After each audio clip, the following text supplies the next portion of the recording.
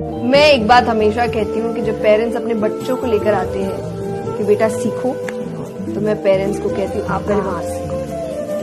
उन्होंने बहुत मेहनत की है मेरे पीछे, और उन्होंने हमेशा एक चीज की कि उन्होंने कहा कि जब तुम परफेक्ट हो अपने काम में, मैं उसी दिन तुमको उस काम के लिए आगे भेजूंगा। इसलिए नहीं कि मेरी बेटी हो तो। एग्जैक्टली।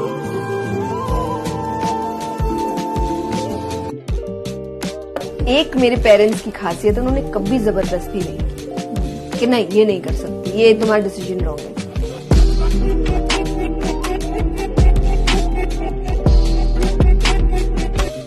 मैंने रिसेंटली एक इंटरव्यू में कहा था कि लड़की बहुत बदलाव आ जा रहा है, लड़कियां पायलट बन रही है, देश चला रही है, दुनिया घूम रही है, तो सबको है कि भाई हमारी बेटी बहुत आगे जाए, आसमान तक जाए, चांद तक जाए, जाने से पहले 2 चाय और 4 पराठे।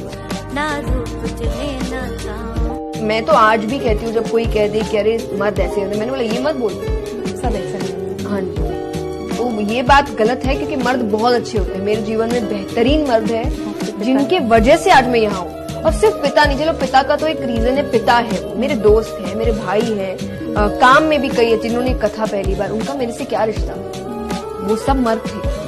उन्होंने मुझ पे विश्वास किया कि आज उनको कुछ नहीं पता इसको कथा आता है नहीं आती है, क्या बोलेगी नहीं बोलेगी। एक वो लड़की जो कथा से पहले पकड़म पकड़ाई खेल रही थी बच्चों के साथ। संघर्ष करती हुई महिलाएं किसी को अच्छी नहीं। जया किशोरी आज सबको बहुत अच्छी लग रही है, जब वो संघर्ष कर रही थी किसी को नहीं अच्छी। उसने बहुत कुछ देखा है। तो आपको एज पेरेंट्स समझना पड़ेगा कि हर घर में एक साइना नेहवाल है, हर घर में सुनीता विलियम्स है, हर घर में कोई ना कोई है, पर आपको समझना होगा जब वो शुरुआत कर रही है तब आपको उनके पेरेंट्स जैसे साथ, हर घर से एक बच्चे निकलते हैं। और जैसा मुझे लगता है हर किसी की लाइफ में एक स्ट्रगलिंग पीरियड आता है। कई लोग हैं जो मैं जिस अभी एज में हूँ उस एज में स्ट्रगल करेंगे। मैंने बचपन में कर लिया वो स्ट्रगल, एक पीरियड है बस स्ट्रगलिंग का, तो मेरा वो पीरियड बचपन में आ गया था। इस वजह से अभी मैं अच्छे से काम कर पा रही हूँ, और जो चीजें मुझे शायद अभी सीखनी चाहिए वो मैंने उसी वक्त सीख ली। तो चाहे वो रिजेक्शन देखना हो, फेलियर हैंडल करना हो, उनसे सीख लेना हो, ये मैंने काफी यंग एज में देखी है। सबसे बड़ी जर्नी आई वुड से जब मैंने अपनी श्रीमद् भागवत कथा तैयार की थी, 7 डेज की होती है वो, 7 दिन की, तब मेरा बोर्ड्स था 12th का। तो मुझे लगता है कि वो 1 साल ही मेरी जिंदगी का सबसे कठिन साल था, जब मैं 2 बहुत बड़ी चीजें कर रही थी।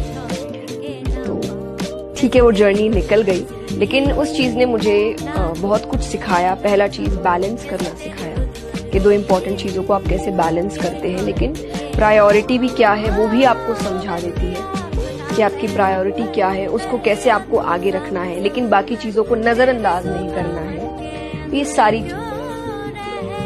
पॉजिटिव का मतलब ये नहीं कि चोट लगी तब भी हम ये कहें कि नहीं लगी नहीं लगी, नहीं लगी है। क्यों लगी है ये सोचो कि क्या मैं तेज चल रहा था, या मैं जोर से दौड़ रहा था, या मैं ठीक तरीके से मैंने चीजों को, रास्ते को नहीं समझा है। ये समझो, पॉजिटिव होना नहीं कि जो हुआ उसको नकार दो। पॉजिटिविटी कि जो नेगेटिव भी हुआ है वो क्यों हुआ है उसकी तरफ अपना ध्यान